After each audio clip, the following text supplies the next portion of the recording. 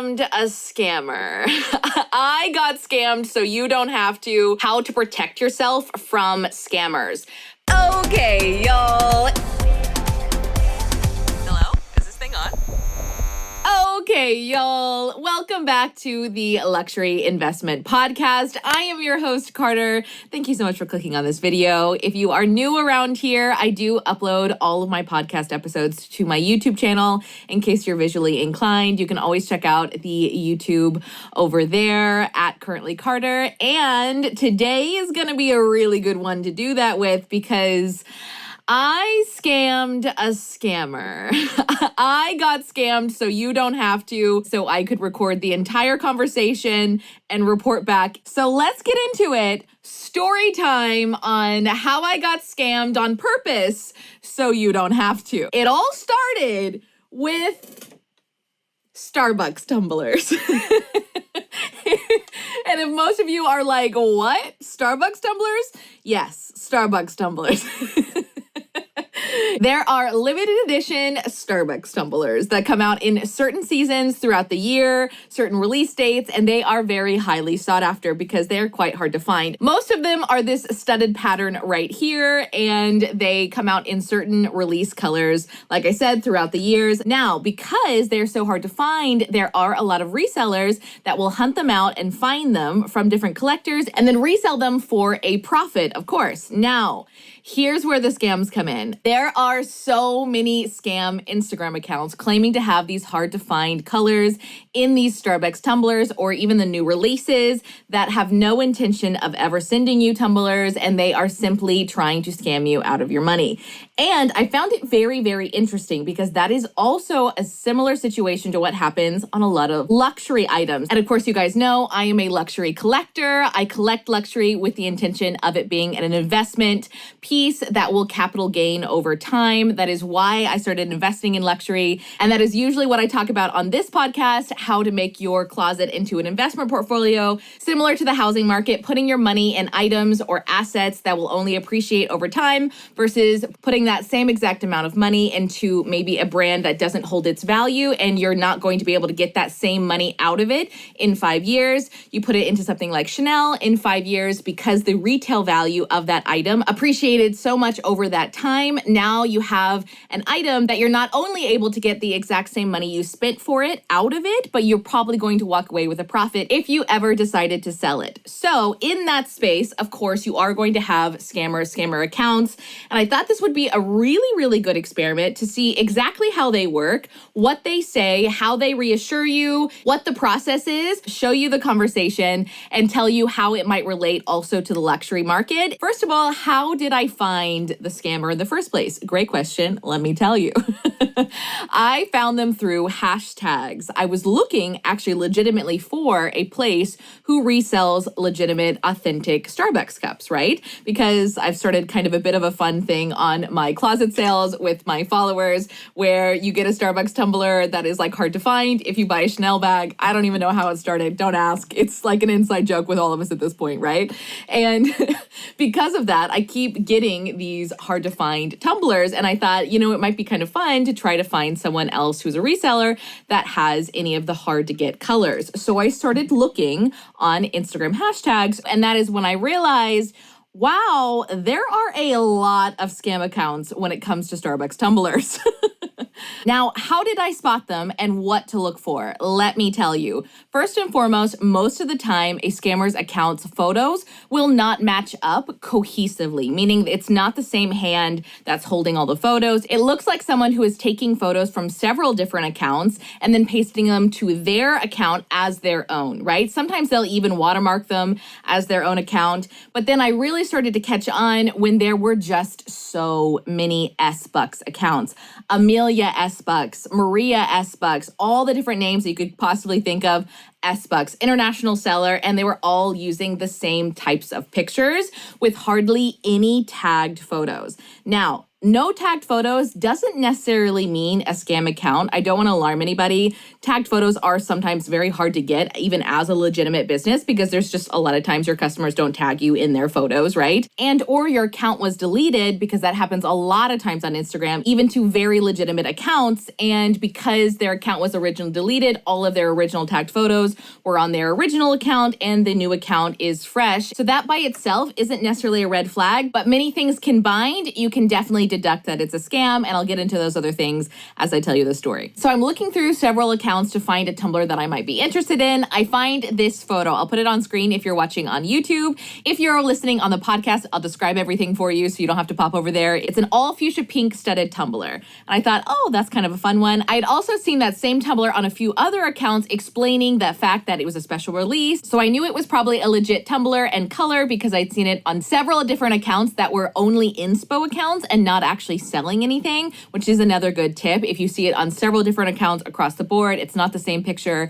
They're describing it in completely different ways. They have a number of followers that all look legit. They have lots of likes and comments, and they clearly have a community around the thing that you might be looking up, in this case, Starbucks tumblers. I had seen this pink tumbler on several of those kinds of accounts, so I knew, again, it was probably legit. Right? So I find a seemingly legit account that is selling one and I reach out to them. And what I mean by seemingly legit is I tried to pick out things that I thought the mass majority of you would probably also find legit and then go through them one by one so we can talk about how scammers try to look legit themselves and how you can make sure you're not getting scammed, right? Okay.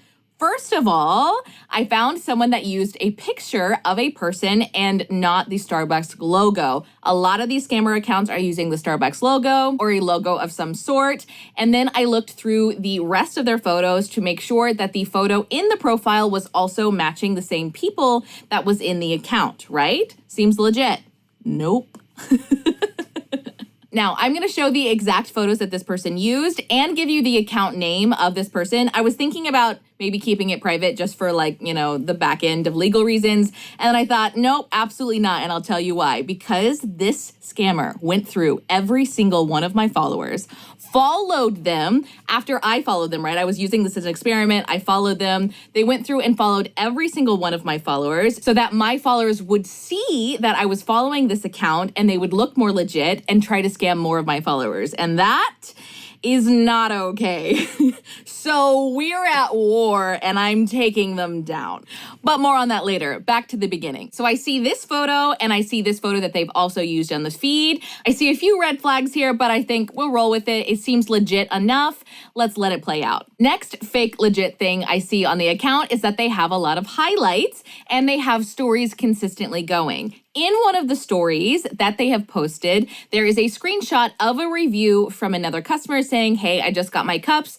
Thank you so much, right? Again, you have proof of concept. There is a review. Now, fake reviews are obviously very easy to fake. All you have to do is have another account and fake a conversation, right? And if there's only one, even more of a red flag, but they still had a review that they did post. So I thought, someone else also might think that this account is using a review and therefore is definitely legit. So let's take that as another mark towards the scammer account looking legit. Next fake legit thing on the list is they did post a reel with video. Now, it wasn't a reel with a real person. It was just of the cups, but it did have decent amount of views, which again, doesn't really say a lot. Instagram does give a lot of views to random reels. Not a lot to say there, but you could see that someone did take a lot of time trying to curate this account and make it seem legit. There's a lot of other fake accounts that would only have, a set number of photos. There is no highlights. There's no reels. There's no effort into trying to make this account look legit at all. And this one did put a lot of effort into it, right? I'm sure there's a lot of money to be made in this, so it does make sense that there is effort on the other side of them making accounts look as legit as possible. And again, that is why I wanted to pick one that had a lot of these green flags that other people might mistake as legit, so we could talk about it. So next I started with the communication. I responded to a story of the all pink tumbler and I said, hey there, do you have the all pink ones still available? ? She responds right away and says, yes, ma'am, $45 with shipping.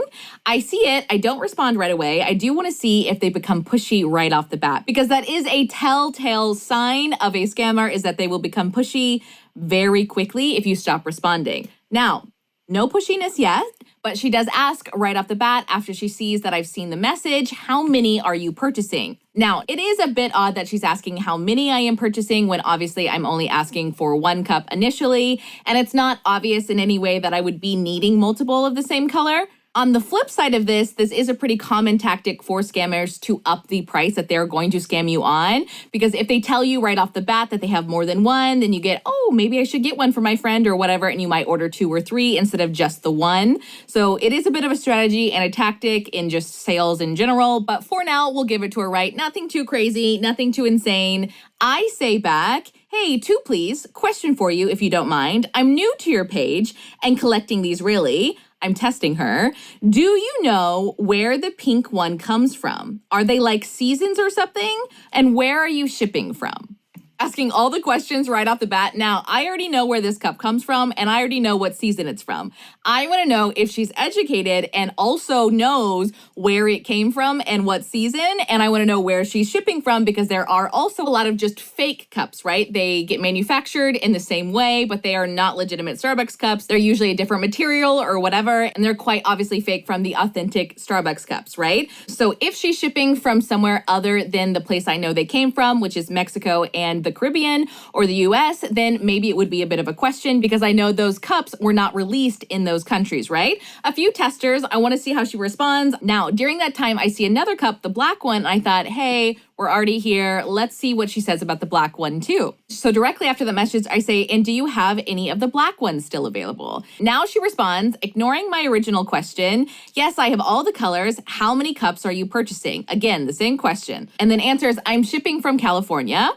I see it and don't respond because, again, I want her to answer my question. I want her to tell me where the cup is actually from. If she's a legitimate reseller, she should know that information, right? I decided to push it a little bit more and give her a little hint of a nugget just to see, again, if she would respond. I am trying at this point to definitely decide that she is a scammer or not. I don't obviously want to accuse anybody of being a scammer if they are not. So I'm giving her a little bit of a nugget to help out just in case she's not recognizing that I'm really wanting the details here. So I say, okay, awesome.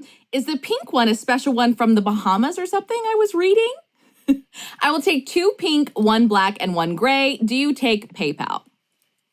So she says yes. That's it, just yes. Again, no details, no actual discussion. It is not obvious that I'm talking to another collector that knows their stuff. But here we are. At this point, I'm fairly sure it is definitely a scammer, but I'll play it out. Great content. Let's see what she says. Let's do this thing, right? Now, you'll see here that I made a very, very, very, very important distinction. I asked if she took PayPal. And that's what you should do too. If you are ever curious, if there is ever a red flag that you're wondering about, you should never, under any circumstances, ever send on Zelle. Because Zelle cannot be reversed. Now, Zelle is an awesome platform and a great way to send money back and forth to legit Instagram accounts with people that you trust. I personally take Zelle all the time because it is no fees. No fees for me, no fees for you. It is a perfect way to do it. Now, PayPal does take fees and it is quite easy to get scammed as a small business on it, but there is a flip side to this. The protection element is legit. There is a common misconception that you are not protected if you send PayPal friends and family and you only send it goods and services. That is not the case. That is a myth.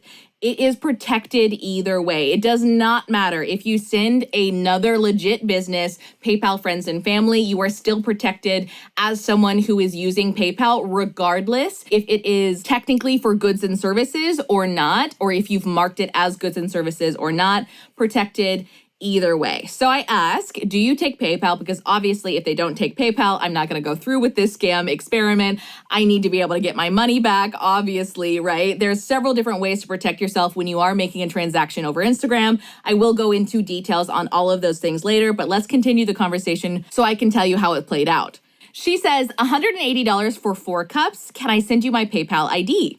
Perfect. I say yes, that's perfect. Now, at this point, I am a little curious because it is quite obvious that I can get my money back on PayPal if she does end up being a scam. So now I'm kind of second guessing myself and saying, okay, well, maybe she's not. She does accept PayPal. Usually at this point, they will say this: hey, my PayPal's not working right now. Can you please send on Zelle or Venmo or something else? Now, you can get your money back on Venmo. It is much, much more difficult. PayPal is definitely a way better place to make sure that you are protected. So again, I'm a little taken back. I'm shocked she takes PayPal because at this point I've already been like, no, for sure this is a scam. I have no question. There's not enough green flags here to prove otherwise. So I'm expecting her to give me that option, and I'm expecting that conversation to go like that so I can show it to you. Now, I do even have other conversations that I annoyingly deleted. I can't believe I deleted it because I was going to give you as a great example for another conversation that I had, and they said that exact same thing. Oh no, I can't do PayPal. I don't have it right now, whatever. They come up with all kinds of different excuses. Now, I will say there are a lot of times legitimate excuses for why people don't accept PayPal, because it is very easy, the flip version of this, to get scammed as a small business using PayPal, right? Because they will refund the customer even though the small business has legitimately sent goods, etc. So I want to get into all that kind of stuff later on in this podcast episode so I can explain the flip side. So you are very well educated from both perspectives. But again, I'm not expecting her to say yes to the PayPal. So I thought, hey, let's go through this whole thing. This will be a great experiment either way. I say, yes, that's perfect. She says, okay, when you're done with the payment, let me know, without sending me the PayPal ID. I was like, okay. So I say, sure thing. I don't think you sent me the PayPal ID though. She says, okay, send as PayPal friends and family, ma'am.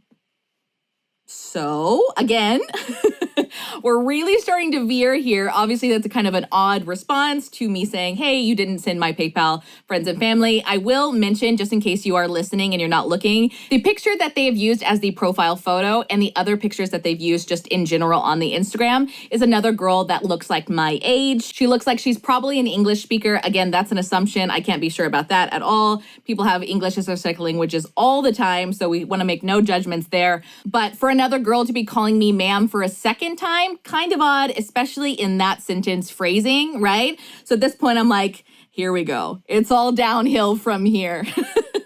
Now, again, I know my rights on PayPal and I know I'm protected even if I send it PayPal friends and family. So I'm like, let's roll with the punches. I can not only get my money back with PayPal, but I can get my money back through a chargeback with my credit card. Now, I'm going to explain exactly what that means and exactly how you can do that again later on the podcast episode, but let's get all the way through it. So now at this point, I'm like, let's double down. How many lies can we catch them in, right? So I say, good deal.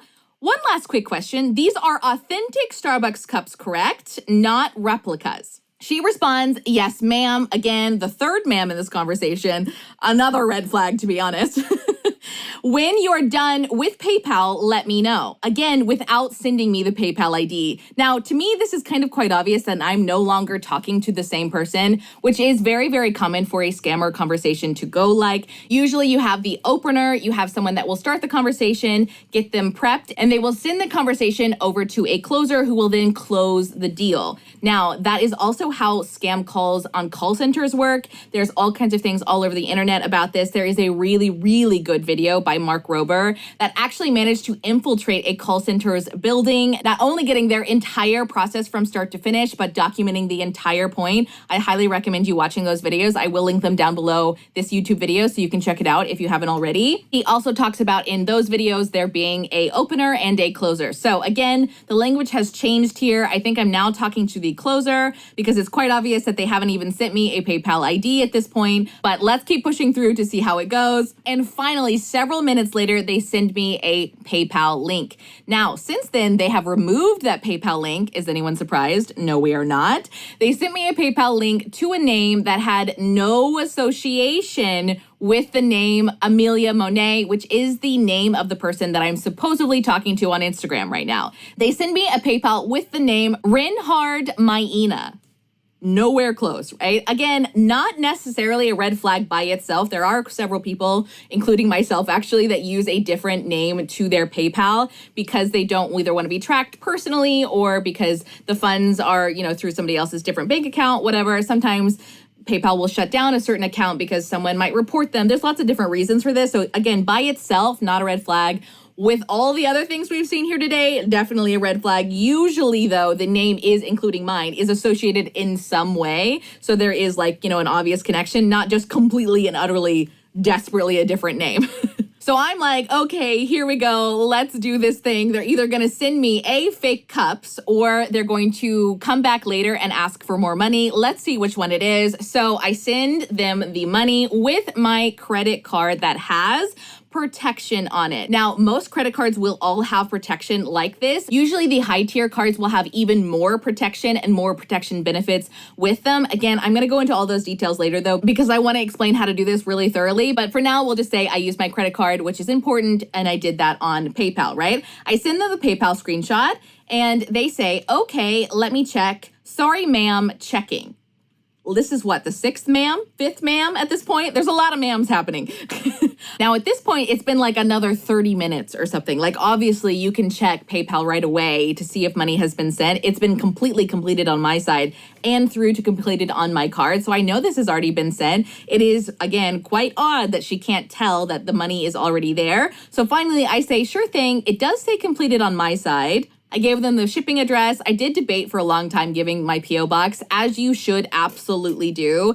I didn't want to have to go to my P.O. box, actually, so I did end up giving an address that I could physically get the cups, just in case they ended up sending me replica cups. At this point, again, I've already decided for sure this is a scam. And then I say, also, when do you plan to ship out so I can keep an eye on the tracking? Now, what I'm doing here is I'm getting an exact date that they are planning on shipping, so I can speed this thing along when inevitably they say I'm supposed to have the tracking. And voila, oh no, the tracking isn't there, or oh no, there's something wrong with your shipment, you need to pay more money. One of those things is gonna happen, right? No one is gonna be surprised here. I can come back, ask for the tracking, and push it along through. I'm making sure that this isn't gonna be drawn out for like a month or something, right? Like, oh, they never gave me a date, and they can't say, oh yeah, no, shipping is gonna be in 2 weeks, or whatever excuse later, you know what I mean? And they say, okay, ma'am, seen, thank you for your order. You cups will get prepared for shipping by tomorrow morning. Several things misspelled. Again, I think it's very obvious. I'm no longer talking to the person I was talking before. Their spelling was quite correct, a little bit different in phrasing, and this person is probably clearly the closer. And so I say, awesome, will you send me the tracking number? They say, yes, I will send you by tomorrow when your cups are prepared, ma'am. How many ma'ams are we in at this point? 27 ma'am? There's so many ma'ams. Every time there's a response, there's a ma'am. Also, ma'am is spelled incorrectly, so it is just particularly kind of funny at this point. And so I say, okay, enough is enough. We've gotten what we need to get. I say, thank you. They respond, okay, ma'am. Not you're welcome. Okay, ma'am. Again, misspelled. So I think, all right, here we go. Let's let this thing play out till tomorrow. And drum roll, please. What do they say? They say, hello, ma'am. Again. Now, this ma'am is spelled correctly. Okay, here we are. Just got the information from the agent that you need to pay the damage fees and the fast delivery, $90. Should I send the PayPal now?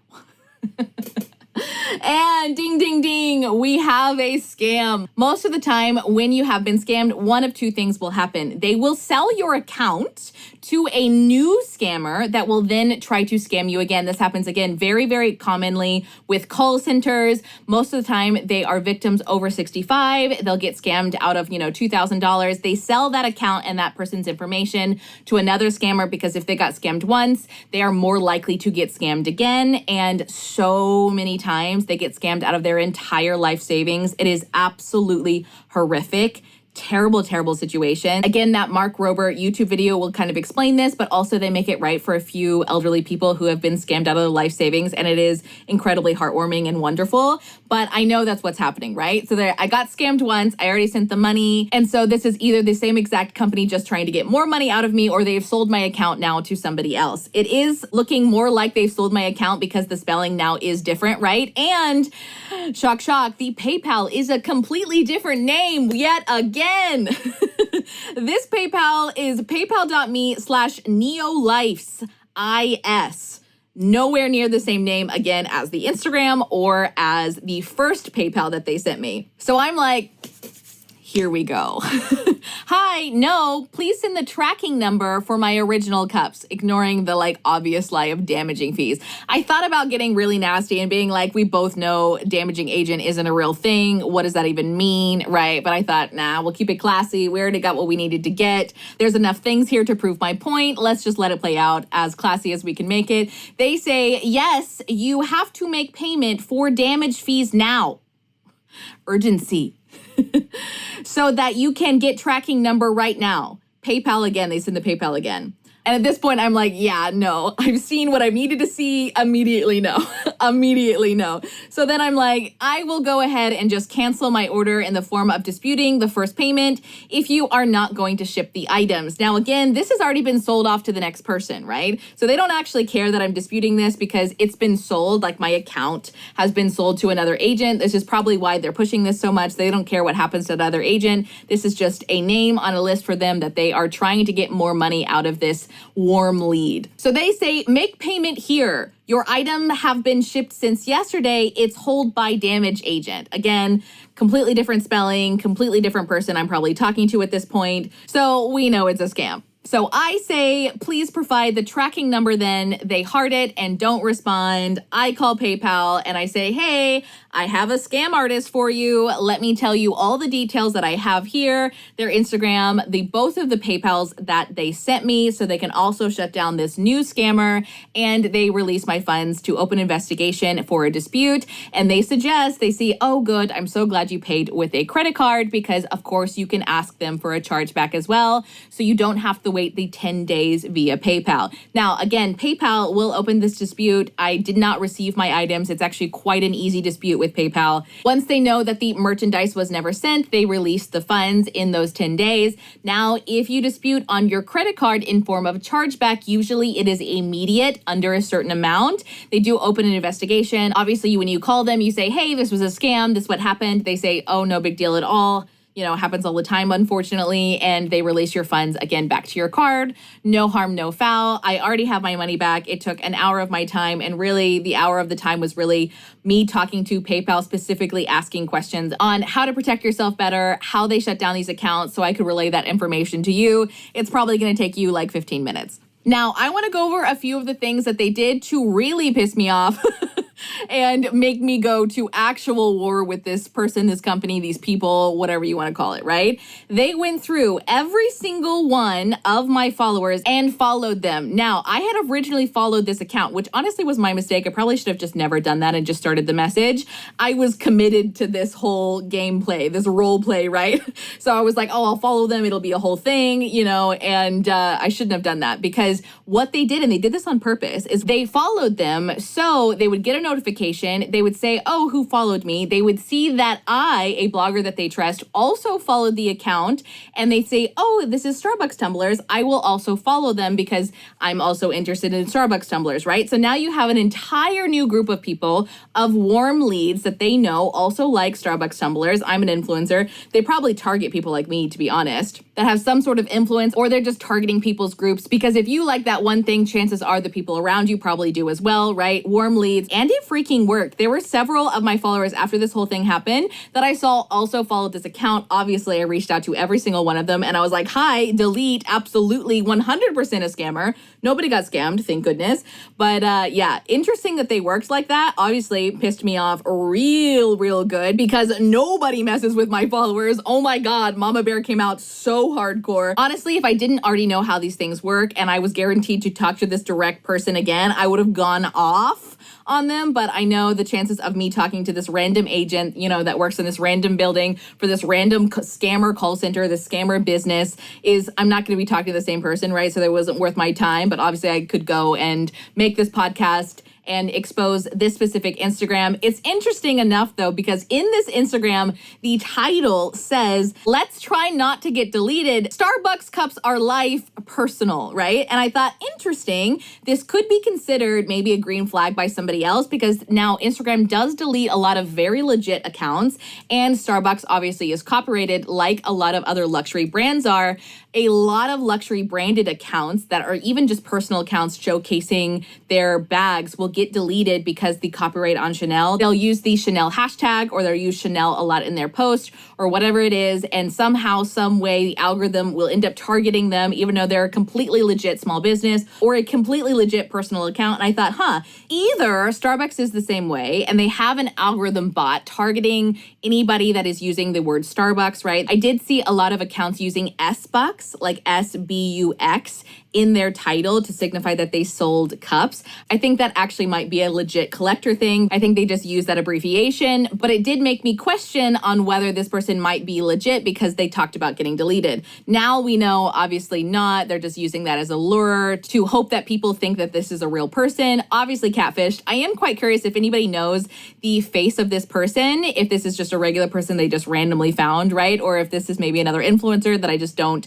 know of. If you recognize this person, I would be really curious for you to tell me in the comments down below. So obviously we can tell her and she can report it on Instagram. Obviously goes without saying, pretty please report this account. Next, let's get into how to protect yourself from scammers. First and foremost, credit cards in the US are one of the best ways to protect yourself. So many people don't know this. Credit card banks have an excellent protection on items that you buy with the credit card. Now, you want to make sure you are looking up the specific terms and conditions with whatever bank you have or you're looking to get a card with, because it does vary. But in general, most of the time, there is always protection with anything you buy with the card in form of a chargeback. Now, this goes for both merchandise and services, shockingly. Like if I get my nails done and I am just horribly unhappy, you could call the credit card and be like, hey, I am unsatisfied with the service that I was provided. And usually if it is under a certain amount, they will charge back that business and they essentially take the money from the business because they're using a processor, right? That 3% fee that you hear people talk about, that processing where you can swipe your card, that is a third-party processor. They will take the money away from the processor and that processor will take the money away from the small business.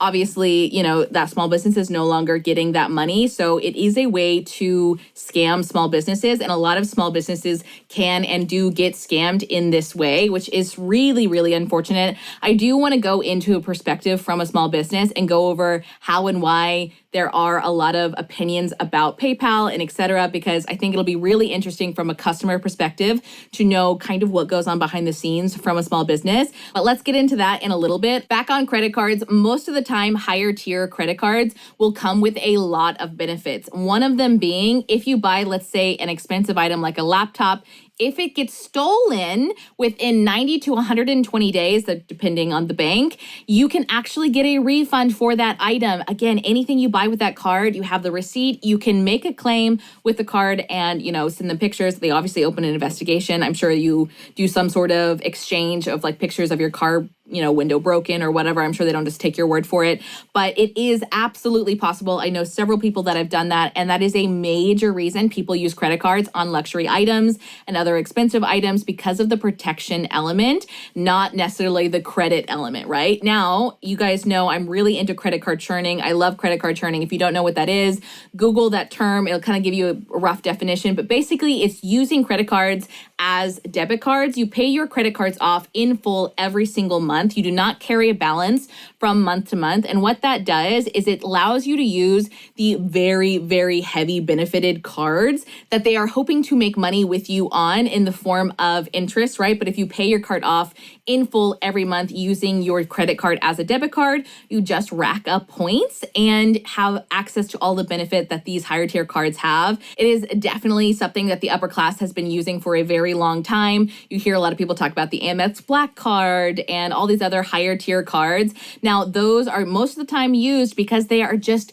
outfitted with an insane amount of benefits. It's basically a way for banks to get upper class people to use their money with their bank, giving them all these extra benefits instead of using it with just a regular debit card bank, right? So you get airlines and all kinds of things that you can use credit card churning for. Again, if used responsibly, it can actually make your credit score just skyrocket because you are educating yourself very highly on exactly how credit works and using it to your advantage. But with that being said, they do have phenomenal protection and chargebacks are easy, simple. You can do them even on your app. You don't even have to call anybody. They've made it very, very easy. So from a protection standpoint, it is the best option by far. Now, let's flip this conversation on its side and talk about the small business perspective to everything I just said, because there is definitely a major issue with small businesses being scammed because it is so easy to get your money back illegitimately using one of these services, right? Now, PayPal does offer protection for both the small business and the customer,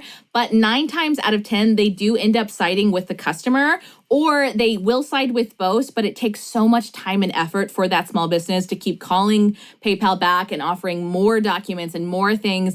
It just turns into them just not even wanting to use PayPal at all because it is such a headache. If someone ever wanted to scam them, it takes so much time and effort for them to not get scammed from PayPal, and the risk of them losing their PayPal account completely because of just the accusation that it is not necessarily an ideal platform for small businesses, even though there is a good protection both ways. I know this just from my experience as well. PayPal literally stole $6,000 from me once. $6,000. Literally, like actually literally stole it. Insane. Just out of nowhere, no merit whatsoever. The algorithm triggered my account because I was receiving a lot of money. Somebody bought a Chanel bag from me and it flagged it in some way, and therefore it held all of the money. And PayPal said, yeah, well, in our terms and conditions, it does say we're allowed to freeze your money at any point. The money is going through us. We have a right to do that. Your only option is to refund that person that I had already sent the bag to, mind you, and hope that they wouldn't scam me by sending it another way. Thankfully, that person did do that. Otherwise, my $6,000 would have been held for 6 months. 6 months, that's how long they can hold it, which actually it was only $5,000 for that Chanel bag. Somebody else had sent me another $1,000 for, I want to say, I don't know what it was. It was something else. I was selling in a closet sale.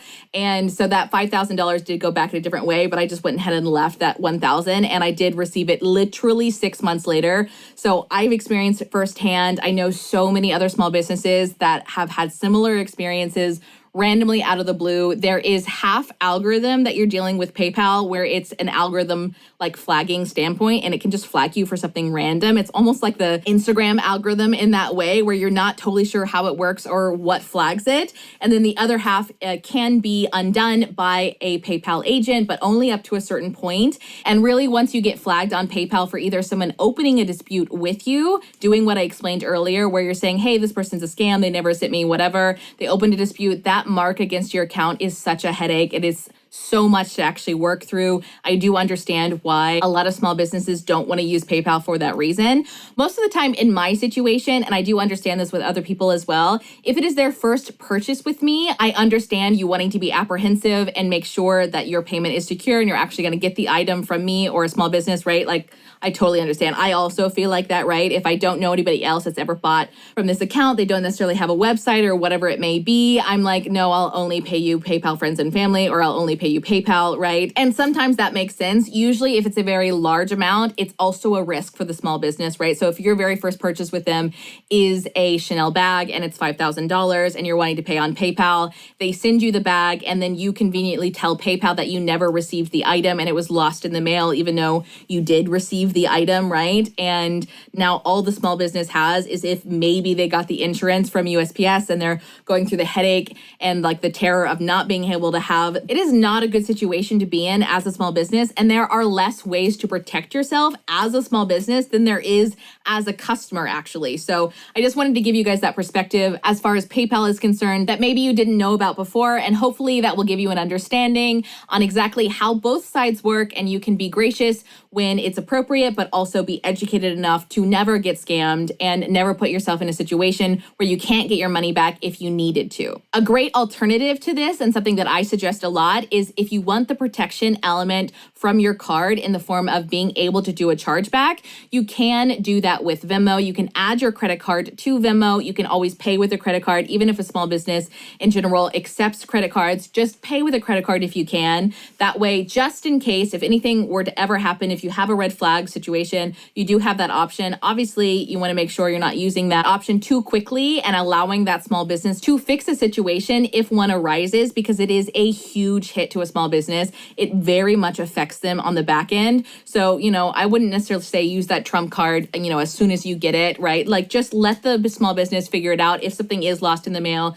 let them find it for you, right? Give it ample amount of time to work itself out before you just kind of use that trump card on them. But I did want to give you that education in case you ever needed it. And last but not least, how to never get scammed in the luxury space on Instagram or otherwise. Let's get into it. What to look for in luxury scam accounts. First and foremost, the first thing you want to do whenever you come across a luxury account that you're interested in potentially buying from is you look at their followers. Is there anyone else that you know that also follows this account? If there is, perfect. Respectfully slide into their DMs and say, hey, I noticed you also follow this account. People do this to me all the time. I love responding to this. I'm like, yes, girl, do your due diligence. Whoop, whoop. We aren't getting scammed as a whole community. Woo! And I'll always answer if I ever have an experience with them. Whenever you slide into their DMs, usually you just say, hey, I noticed you also follow this person. Do you have any experience with them? Have you ever bought anything from them? Have you had a great experience? And usually they'll tell you, hey, no, I just follow them. Or, hey, yes, I have. I love them, whatever. If you don't get anyone with an experience, that's when you go to their tagged photos and see anyone there that has tagged them in a purchase, or you go to the reviews. Hopefully you can find somebody that has purchased something from them before that you can glean from their experience. Now, second of all, you want to make sure they have reviews. Most of the time, all legit Instagrams will have review posts on their Instagram.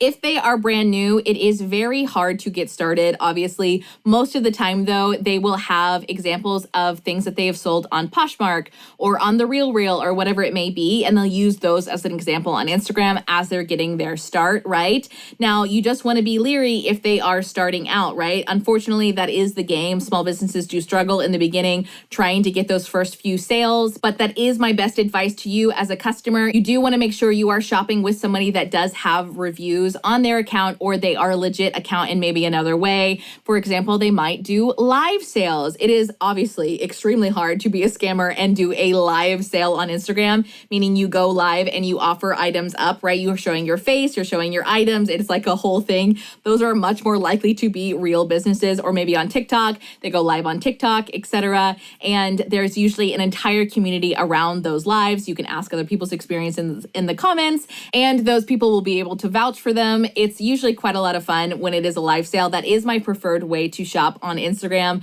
because I can vet the person, I can make sure that they're legit, I can see the community around them. Now, a few other things you want to look at are the bags that are being held completely different hands, completely different lightings, completely different places. That isn't a red flag necessarily on its own. Sometimes people do have consigned items, right? And so maybe a customer of theirs will send them a picture of their bag. They will post that bag for sale because they already know and trust that customer. And so if the bag sells, they're going to send it to them and sell it on like that. So it is not a red flag by itself, but I do just want to note that as something you might want to note. A lot of times scammers do use other pictures from hashtags. They'll cut out any watermarks or whatever it may be and put a whole bunch of pictures on, right? If there's too many good bags to be true and they're a very small account, again, not a red flag by itself, but just something to be a little leery of. Is there anybody else that backs them or that follows them that you can ask if that is the case with their photos, right? You're just wanting to make a very well-educated overall judgment on this account and looking for other legitimate places that account might exist. For example, are they a store? Do they have a brick and mortar? Perfect. If they have a brick and mortar, you're looking them up on Google, right? You're looking about them on Google reviews, seeing their reviews, seeing how long they're in business. You might even look up the street address if you wanted to, right? We can really get into our due diligence if we wanted to be. If it is a brick and mortar, you can call the store, make sure that their Instagram does match up with their store, right? Now, if it's an individual and they don't have a brick and mortar, do they have a website? If they don't have a website, again, websites are expensive. They are extremely time consuming, not a red flag by itself. Most of the time, that just means that they do live sales instead of doing and managing a website, for example, or whatever it may be. You just kind of want to do a full, well-rounded view from all sides and make your judgment like that. Those are my best tips and tricks for you. Now, if anybody has experiences with finding out legit accounts or getting scammed, I would love to hear your stories in the comments down below. Let us know. I love educating my followers as much as possible on other people's experiences because you can scam one of us, but you can't scam all of us. Am I right? We are together as a unit. And again, that's why I started this podcast, is the education aspect of luxury investing, what it is, how you do it, why you would want your closet to be your investment portfolio. And that is all for this episode today. Thank you so much for listening. Again, if you are watching on YouTube, pretty please subscribe. It very much helps out a brand new channel like mine, and like this video while you're down there. And if you are listening anywhere podcasts are available, pretty please rate this podcast, and I will see you guys in my next episode. Bye. Most of them are this studded? Why does that sound so freaking wrong? Most of them are this studded.